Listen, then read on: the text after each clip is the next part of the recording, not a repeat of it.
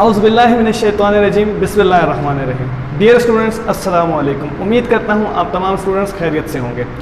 कल के लेक्चर में हमने रोल ऑफ कंप्यूटर पढ़ा था, ठीक है, जिसमें हमने देखा था कि हमारी डेली लाइफ में कंप्यूटर का क्या क्या रोल्स हैं, जिसमें हमने एजुकेशन, मीडिया, डिफेंस, इन कैटेगरीज को देखा था और डिटेल में हमने इनमें पढ़ा था।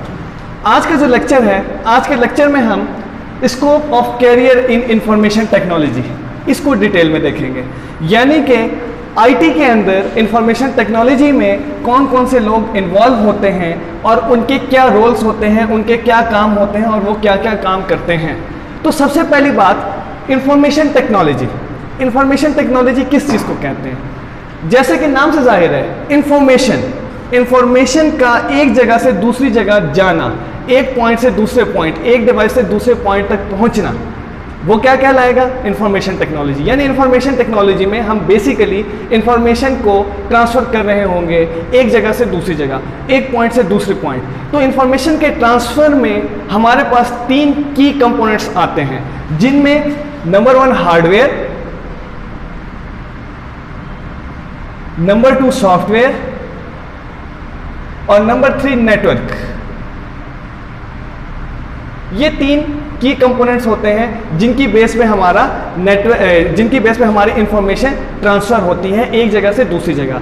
तो हम जो आज का टॉपिक है scope of career in IT, उनमें देखेंगे कि कौन से लोग किस डिपार्टमेंट के अंदर किस जगह पर इन्वॉल्व होते हैं और उनके क्या रोल होते हैं। स्पेशली इनसे रिलेटेड, हार्डवेयर, सॉफ्टवेयर और नेटवर्क से रिलेटेड जो लोग इन कैटेगरीज के अंदर इन्वॉल्व होते हैं, जो इस फील्ड में इन्वॉल्व होते हैं, उनके क्या रोल्स होते हैं।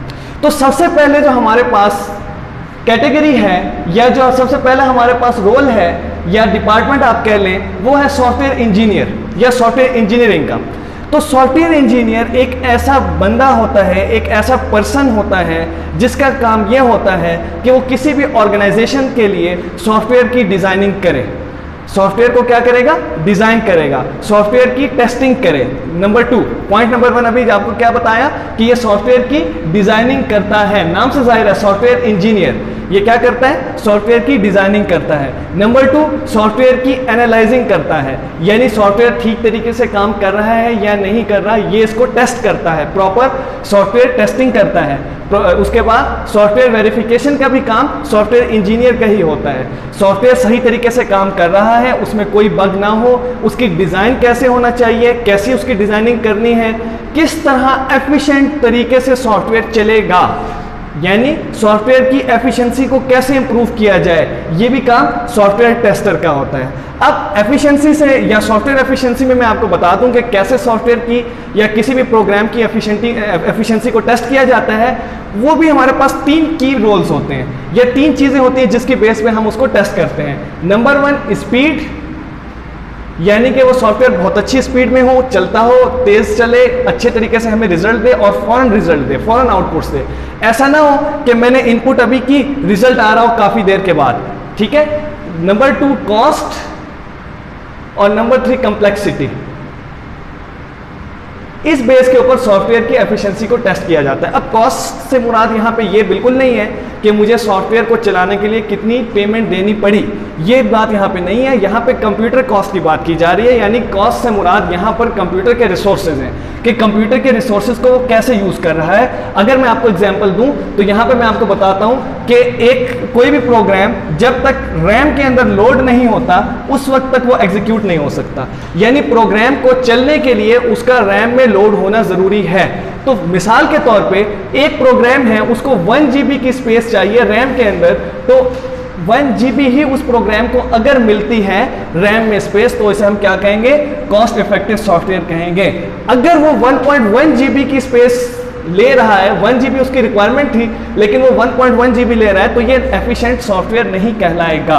तो सॉफ्टवेयर टेस्टर का, सॉफ्टवेयर इंजीनियर का क्या काम है? सॉफ्टवेयर डिज़ाइन करना, उसके बाद सॉफ्टवेयर की टेस्टिंग करना, सॉफ्टवेयर की एफिशिएंसी को टेस्ट करना कि सॉफ्टवेयर अच्छे तरीके से एफिशिएंट वे में चल रहा हो। नेक्स्ट हमारे पास आता है प्रोग्रामर। प्रोग्रामर एक ऐसा पर्सन होता है, एक ऐसा शख्स होता है जो बहुत सारी प्रोग्रामिंग लैंग्वेज का एक्सपर्ट होता है। अब क्योंकि सॉफ्टवेयर इंजीनियर का काम अभी क्या था, अगर देखा जाए तो सॉफ्टवेयर इंजीनियर ही प्रोग्रामर होता है, प्रोग्रामर भी सॉफ्टवेयर इंजीनियर होगा, ठीक है। तो सॉफ्टवेयर इंजीनियर का जरा काम ज़्यादा था, वास्ट फील्ड थी इसकी, उसने सारी सॉफ्टवेयर टेस्टिंग भी करनी थी, सॉफ्टवेयर कैसे काम करना है वो भी देखना था, सॉफ्टवेयर की डिजाइनिंग भी देखनी थी, और सॉफ्टवेयर को एफिशिएंट वे में चलना भी देखना था कि वो क्या सॉफ्टवेयर एफिशिएंट वे में चल रहा है या नहीं चल रहा। ये सारे काम थे सॉफ्टवेयर इंजीनियर के। जबकि प्रोग्रामर का काम क्या है, अभी जैसे आपको बताया कि ये बहुत सारी प्रोग्रामिंग लैंग्वेज का एक्सपर्ट होता है, और सॉफ्टवेयर इंजीनियर की बताई हुई चीज़ों पर, बताए हुए डिज़ाइन पर, बताए हुए जो भी उसने आपको बताया, जिस तरह भी गाइड किया, उस तरीके पर ये सॉफ्टवेयर की कोडिंग करता है। प्रोग्रामर क्या करता है, ये सॉफ्टवेयर की कोडिंग करता है, ये मुख्तलिफ लैंग्वेज का एक्सपर्ट होता है और मुख्तलिफ लैंग्वेजेस को यूज करते हुए प्रोग्राम की कोडिंग करता है। अब कोडिंग कैसे करता है, कोडिंग में भी हमारे पास ये सोर्स कोड बनाएगा, ठीक है, उस सोर्स कोड को फिर कंपाइलर या इंटरप्रेटर ट्रांसलेट करता है मशीन लैंग्वेज में। ये हम सॉफ्टवेयर के टॉपिक में आगे चल के डिटेल में पढ़ेंगे। नेक्स्ट हमारे पास आता है हार्डवेयर इंजीनियर। जिस तरह सॉफ्टवेयर इंजीनियर था, उसका काम सॉफ्टवेयर से रिलेटेड था। जो हार्डवेयर इंजीनियर है, इसका सारा का सारा काम हार्डवेयर से रिलेटेड है। हम देखते हैं कि जब कंप्यूटर स्टार्ट हुआ तो बहुत बड़े कंप्यूटर हुआ करते थे, पूरे पूरे हॉल के जितने, पूरे पूरे कमरों के जितने कंप्यूटर होते थे। लेकिन कंप्यूटर छोटे होते होते होते आज इतने छोटे हो गए कि हमारी जेब में कंप्यूटर मौजूद है in the form of smartphone, ठीक है। तो ये किसने किया, कैसे ये हुआ, कैसे टेक्नोलॉजी की एडवांसमेंट आई, ये सारा काम किया हार्डवेयर इंजीनियर्स ने। इनका काम होता है कि हार्डवेयर को ऐसा बनाया जाए कि वो हमारी डिवाइस को फास्ट चलाए, तेजी से चलाए, अच्छे तरीके से चले, एफिशिएंट वे में हमारी डिवाइस काम कर सके, अच्छी कोऑर्डिनेशन हो हार्डवेयर की सॉफ्टवेयर के साथ, ठीक है। ये काम किसका होता है, हार्डवेयर इंजीनियर का। अब हार्डवेयर क्या चीज होती है, सारी की सारी फिजिकल एग्जिस्टिंग डिवाइसेस जिसको हम देख सकते हो, छू सकते हो और एक जगह से दूसरी जगह मूव कर सकते हो। For example keyboard, mouse, monitor, CPU, ये सारी की सारी चीजें आती है हार्डवेयर में। इनसे रिलेटेड जो भी पर्सन होगा, जो बंदा होगा, जो इनकी प्रोग्राम इनको ठीक करेगा, इन्हें बनाएगा, इनकी डिजाइनिंग करेगा, इनकी डिजाइन को इंप्रूव करेगा, वो कौन होगा, हार्डवेयर इंजीनियर। नेक्स्ट जो होता है हमारे पास सिस्टम एनालिस्ट। सिस्टम एनालिस्ट का काम क्या होता है, नाम से जाहिर है, सिस्टम को एनालाइज करना कि किसी भी ऑर्गेनाइजेशन के लिए जो सॉफ्टवेयर डेवलप किया गया है, क्या वो सॉफ्टवेयर उस ऑर्गेनाइजेशन की नीड को पूरा कर रहा है, जिस मकसद के लिए वो सॉफ्टवेयर डेवलप किया गया था, क्या वो अच्छे तरीके से वो मकसद पूरा कर रहा है। ये सारा काम होता है सिस्टम एनालिस्ट का। ये प्रॉपर अच्छे तरीके से और डिटेल के अंदर सिस्टम को एनालाइज करता है। इसका एक और काम होता है कि ये हार्डवेयर और सॉफ्टवेयर की प्रॉपर कोऑर्डिनेशन को भी एनालाइज करे कि क्या सॉफ्टवेयर तो बन चुका है, क्या वो सॉफ्टवेयर जो कंपनी की रिक्वायरमेंट है और जो ऑर्गेनाइजेशन के पास या कंपनी के पास जो हार्डवेयर मौजूद है, जो हार्डवेयर रिसोर्सेज मौजूद हैं, उन रिसोर्सेज पे या उन हार्डवेयर वाली डिवाइसेस पे जो उस ऑर्गेनाइजेशन में मौजूद हैं, उस पे क्या बनाया गया सॉफ्टवेयर चलेगा या नहीं चलेगा। उसके बाद अगर सॉफ्टवेयर आउटडेट हो गया तो उसको भी ये क्या करेगा, एनालाइज करेगा कि अगर आउटडेटेड सॉफ्टवेयर है तो उसको अपडेट किया जाए। ये किसे बताएगा, अगर आउटडेट सॉफ्टवेयर है, सिस्टम एनालिस्ट बताएगा सॉफ्टवेयर इंजीनियर को कैसे हमारा जो हम प्रोग्राम है, एप्लीकेशन है या सॉफ्टवेयर है वो आउटडेट हो गया। तो सॉफ्टवेयर इंजीनियर किसको गाइड करेगा, प्रोग्रामर को, कि अब आपने नया प्रोग्राम बनाना है, उसकी आप कोडिंग कीजिए। तो प्रोग्रामर कोडिंग करेगा, कोडिंग करने के बाद वो किसे सेंड करेगा, सॉफ्टवेयर इंजीनियर को। सॉफ्टवेयर इंजीनियर उसको टेस्ट करेगा, उसके बाद वो कहाँ दे देगा, टेस्टिंग के बाद वो वापस सिस्टम एनालिस्ट को दे देगा और सिस्टम एनालिस्ट उसको एनालाइज करेगा कि क्या जिस मकसद के लिए सॉफ्टवेयर बनाया गया था ये मकसद पूरा हो रहा है या नहीं हो रहा, क्या सॉफ्टवेयर एफिशिएंट वे में चल रहा है या नहीं चल रहा। अगर तो चल रहा है तो वेल एंड गुड, अगर नहीं चल रहा तो अगेन ये प्रोसेस होगा, वो दोबारा बताएगा सॉफ्टवेयर इंजीनियर को कि हमारी नीड, हमारी रिक्वायरमेंट को आपका सॉफ्टवेयर पूरा नहीं कर रहा, तो इसमें आप हमें अपडेट करके या जो भी चेंजिंग है चेंजिंग करके आप दोबारा से दीजिए। नेक्स्ट हमारे पास आता है नेटवर्क एडमिनिस्ट्रेटर। जैसे अभी हमने कहा कि इंफॉर्मेशन टेक्नोलॉजी के अंदर डेटा की ट्रांसफर में हमारे पास 3 की कंपोनेंट्स होते हैं, हार्डवेयर, सॉफ्टवेयर और नेटवर्क। हमने हार्डवेयर से रिलेटेड भी पर्संस देख लिए कि हार्डवेयर से रिलेटेड जो लोग इन्वॉल्व थे हार्डवेयर इंजीनियर, उसके बाद सॉफ्टवेयर से रिलेटेड भी देख लिए सॉफ्टवेयर इंजीनियर और प्रोग्रामर, ठीक है, सिस्टम एनालिस्ट, ये भी सॉफ्टवेयर से रिलेटेड होता है। लेकिन सिस्टम एनालिस्ट हार्डवेयर को भी टेस्ट करता है, यानी सॉफ्टवेयर और हार्डवेयर दोनों के कॉम्बिनेशन को टेस्ट करेगा कि क्या वो जो सॉफ्टवेयर बनाया गया है वो उस हार्डवेयर पे प्रॉपरली रन कर रहा है या नहीं कर रहा। ठीक है, और उसके बाद अब हमारे पास आ गए नेटवर्क। अब हम आ गए नेटवर्क के अंदर। नेटवर्क क्या होता है? जब भी हमने दो कंप्यूटर्स को आपस में कनेक्ट कर दिया उसको हम नेटवर्क कह सकते हैं या कंप्यूटर नेटवर्क कह सकते हैं। अब कनेक्शन क्यों होगा, क्यों हमने कनेक्ट किया होगा? डेटा ट्रांसफर करने के लिए, कि एक कंप्यूटर से दूसरे कंप्यूटर, एक डिवाइस से दूसरे डिवाइस, एक पॉइंट से दूसरे पॉइंट तक हमारा डेटा ट्रांसफर हो। अब जाहिर बात है ऐसा नहीं होगा कि डेटा सारा का सारा जितना मेरे पास पड़ा हुआ है वो सारा का सारा ट्रांसफर हो जाए, वो सारा का सारा डेटा कोई और यूजर देख ले।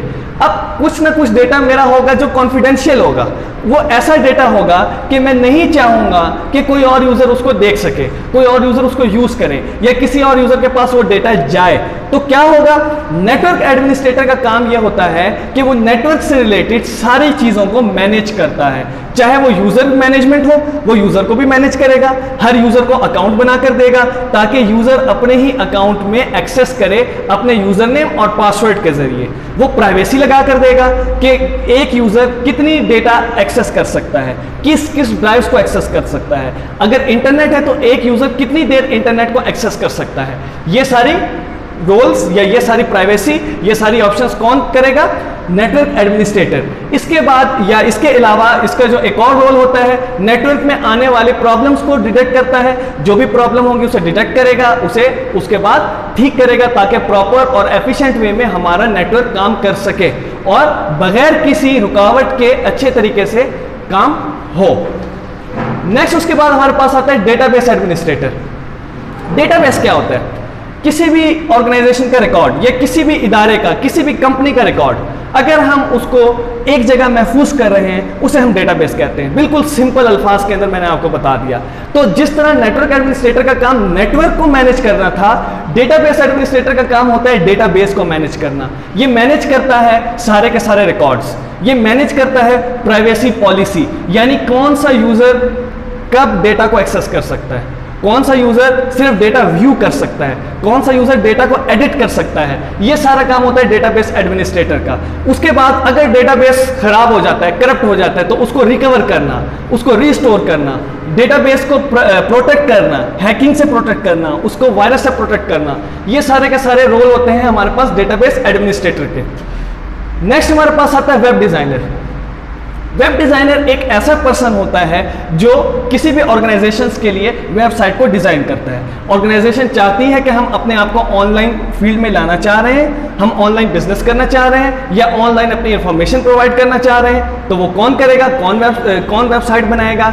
वो जो भी बनाएगा उसे हम क्या कहते हैं? जो शख्स भी वेबसाइट डिजाइन करेगा उसे हम वेब डिजाइनर कहते हैं। फिर नेक्स्ट आता है हमारे पास मल्टीमीडिया डिजाइनर।